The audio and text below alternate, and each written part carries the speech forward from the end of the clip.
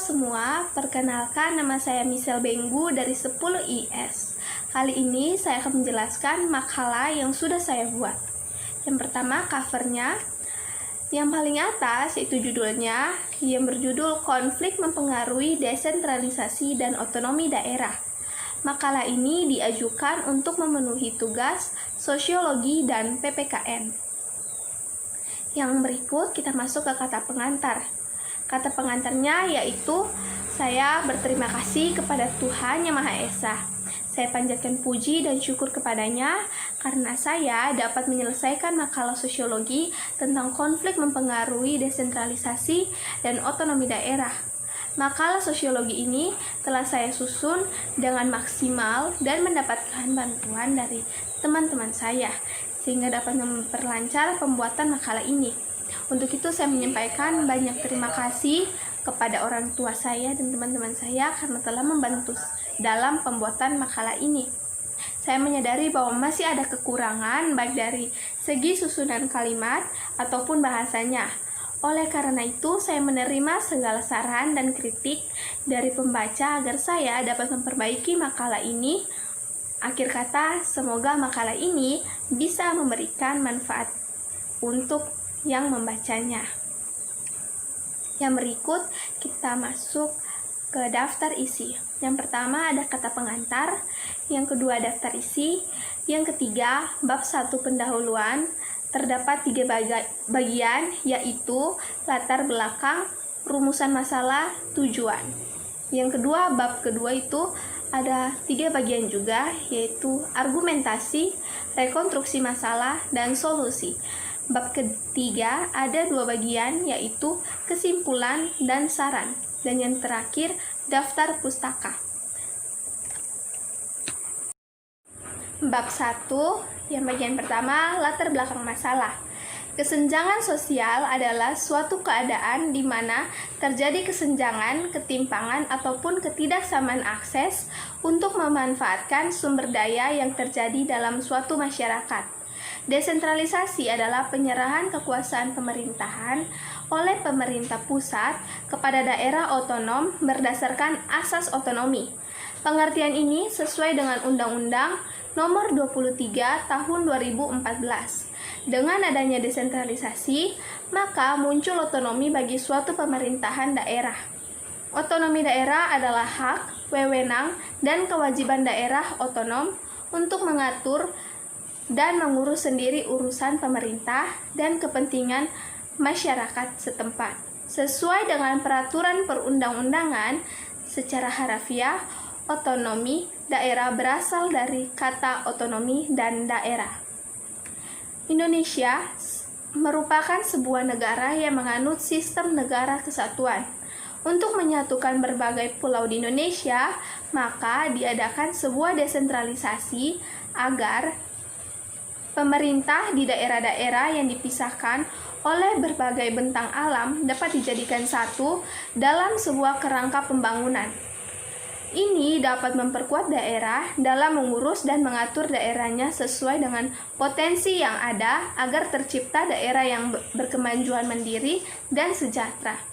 Desentralisasi akhir-akhir ini seringkali dikaitkan dengan sistem pemerintahan karena dengan adanya desentralisasi sekarang menyebabkan perubahan paradigma pemerintahan di Indonesia. Perubahan paradigma pemerintah di Indonesia yang diakibatkan oleh desentralisasi adalah munculnya kebijakan-kebijakan baru dan perubahan peraturan perundang-undangan yang cukup menguras pelaksanaan kebijakan sebelumnya, sehingga banyak bermunculan pemimpin daerah yang tidak memahami kebijakan tersebut dan penerapannya pun tergolong asal-asalan tanpa memperhitungkan keinginan masyarakatnya tentang pembangunan daerah. Perubahan peraturan juga kadang kurang dimengerti oleh pemerintah daerah sebagai pelaksananya. Pemberian wewenang kepada daerah juga perlu diperhatikan agar tidak terjadi kesalahan fahaman dalam melaksanakan desentralisasi di daerah yang dimentori oleh pemerintah pusat sebagai pemberi kewenangan. Perubahan kebijakan juga berakibat pada pemberian pelayanan kepada masyarakat. Penyesuaian program kerja dan visi misi pemerintah daerah juga akan mengalami gejolak perubahan atau penyesuaian dengan kebijakan baru. Hal ini menjadi pekerjaan rumah para pimpinan daerah agar mengkaji ulang kebijakan dan program kerja yang akan dijalankan.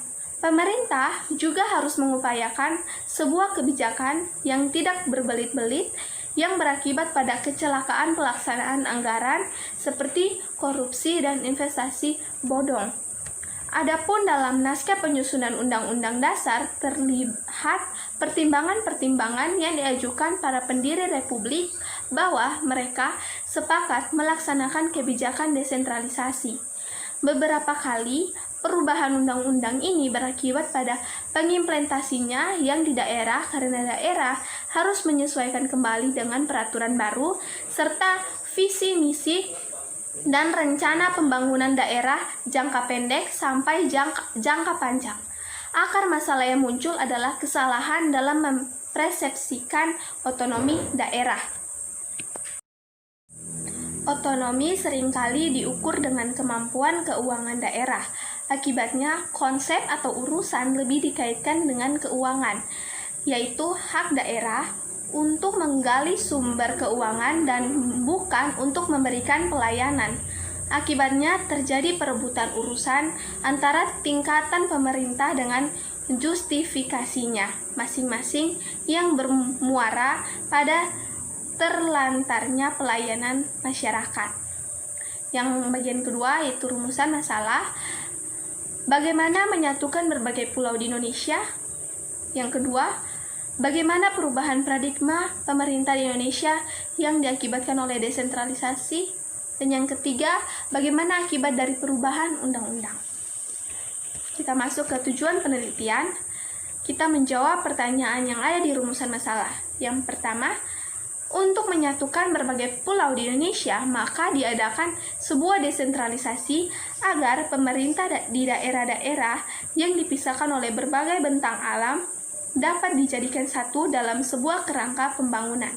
Yang kedua, munculnya kebijakan-kebijakan baru dan perubahan peraturan perundang-undangan yang cukup menguras pelaksanaan kebijakan sebelumnya sehingga banyak bermunculan pemimpin daerah yang tidak memahami kebijakan tersebut dan penerapannya pun tergolong asal-asalan tanpa memperhitungkan keinginan masyarakatnya tentang pembangunan daerah. Yang ketiga, karena daerah harus menyesuaikan kembali dengan peraturan baru serta visi, misi, dan rencana pembangunan daerah jangka pendek sampai jangka panjang. Yang berikut bab 2. Bagian argumentasi. Orientasi pelayanan masyarakat di dalam UU nomor 32 tahun 2004 dicerminkan dalam pembagian urusan antar tingkat pemerintahan. Pembagian urusan pemerintahan dalam konteks desentralisasi merupakan penyerahan urusan pemerintah dari pemerintah kepada daerah otonom. Urusan pemerintahan yang diserahkan kepada daerah hanyalah urusan yang menjadi kewenangan pemerintah saja atau eksekutif, tidak termasuk urusan yang menjadi kewenangan legislatif atau pembuatan UU, dan urusan yang menjadi kewenangan yudikatif atau peradilan. Pembagian urusan pemerintah berangkat dari adanya diktum, tidak mungkin urusan diselenggaranya semuanya oleh pemerintah daerah atau semuanya diserahkan kepada daerah. Berkenan dengan pembagian urusan pemerintahan terhadap pembagian urusan yang spesifik. Pertama, urusan yang sepenuhnya menjadi urusan pemerintah pusat, meliputi politik luar negeri, pertahanan, keamanan, moneter, dan fiskal nasional, justisi, dan agama. Yang kedua, kita masuk ke rekonstruksi masalah. Urusan yang bersifat konkuren atau urusan yang dapat dikelola bersama antara pusat, provinsi, ataupun kabupaten atau kota. Pembagian urusan ini diatur dalam pasal 11 ayat 1 UU nomor 32 tahun 2004 dengan menggunakan kriteria eksternalitas akuntabilitas, dan efisiensi dalam rangka mewujudkan proporsionalitas pembagian urusan pemerintah sehingga ada kejelasan siapa melakukan apa. Dalam urusan bersama yang menjadi kewenangan daerah terbagi dua, yakni urusan wajib dan urusan pilihan. Urusan wajib adalah urusan pemerintah yang berkaitan dengan pelayanan dasar seperti pendidikan dasar, kesehatan, pemenuhan kebutuhan hidup minimal, prasarana lingkungan dasar, dan sebagainya. Sedangkan yang bersifat pilihan adalah hal yang secara nyata ada dan berpotensi untuk meningkatkan kesejahteraannya. Yang berikut, bagian ketiga, solusi. Aspek penting lainnya adalah aspek demokratisasi yang diukur dari unsur keterlibatan masyarakat dalam menentukan pejabat publik di daerah. Berdasarkan konsep ini, pemerintah dapat dikatakan demokratis apabila para pejabat yang memimpin pemerintahan daerah itu dipilih secara langsung dan bebas oleh masyarakat dengan cara yang terbuka dan jujur. Oleh sebab itu, maka berdasarkan Undang-Undang Nomor 32 Tahun 2004 ditegaskan bahwa kepala daerah dan wakil kepala daerah akan dipilih secara langsung oleh rakyat yang selambat-lambatnya akan dilaksanakan pada bulan Juni tahun 2005. Melalui pemilihan yang demokratis ini diharapkan akan memperkuat posisi kepala daerah dan wakil kepala daerah yang dipilih secara langsung oleh rakyat dalam mewujudkan hubungan kemitraan antara pemerintahan daerah dan DPRD. Hubungan antara pemerintahan daerah dan DPRD merupakan hubungan kerja yang kedudukannya setara dan bersifat kemitraan. Kedudukan yang setara bermakna bahwa di antara lembaga pemerintahan daerah itu memiliki kedudukan yang sama dan sejajar. Artinya tidak saling membawahi. Hal ini tercermin dalam membuat kebijakan daerah berupa peraturan daerah. Hubungan kemitraan bermakna bahwa antara pemerintahan daerah dan DPRD adalah sama-sama mitra sekerja dalam membuat kebijakan daerah untuk melaksanakan otonomi daerah sesuai fungsi masing-masing, sehingga antara kedua lembaga itu membangun suatu hubungan kerja yang sifatnya saling mendukung, bukan merupakan lawan ataupun pesaing dalam melaksanakan fungsi masing-masing. Keberadaan DPRD yang merupakan lembaga perwakilan rakyat daerah haruslah mampu menciptakan check and balances di samping melalui fungsi anggaran, yaitu dalam menyusun APBD, juga melalui fungsi legislasi dan pengawasan terhadap pemerintah daerah untuk menciptakan penyelenggaraan pemerintahan yang bersih dari praktik KKN. Yang berikut, bab ketiga, penutup, terbagi dua bagian. Yang pertama, kesimpulan. Desentralisasi adalah munculnya kebijakan-kebijakan baru dan perubahan peraturan perundang-undangan. Maka, sebuah peraturan harus dibuat dengan baik agar tidak terjadi pembuatan ulang peraturan, agar warga dapat menyesuaikan dengan peraturan tersebut. Pemerintah juga harus mengupayakan sebuah kebijakan yang tidak terbelit-belit supaya tidak terjadi kecelakaan pelaksanaan anggaran seperti korupsi. Yang bagian kedua, saran. Agar para penerus bangsa dapat belajar bertanggung jawab dalam memilih masalah dan dapat memilih kebijakan yang baik supaya tidak terjadi lagi korupsi yang terjadi di Indonesia. Sekian penjelasan makalah yang telah saya buat. Mohon maaf apabila ada kesalahan kata atau pengucapan. Terima kasih.